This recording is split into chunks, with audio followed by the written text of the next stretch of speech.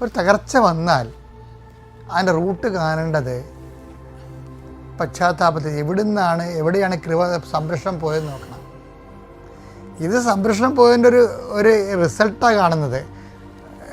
വൈദിക ഇങ്ങനെ വൈവാഹികമായിട്ട് അകന്നു പോവുക, അല്ലെങ്കിൽ കേസ് വന്ന് ജയിലിൽ പോവുക എന്നൊക്കെ. ചില കേസുകൾ പലരും ചില ന്യായമായ കാര്യങ്ങളൊക്കെ പീഡിപ്പിക്കപ്പെടുന്നുണ്ട്.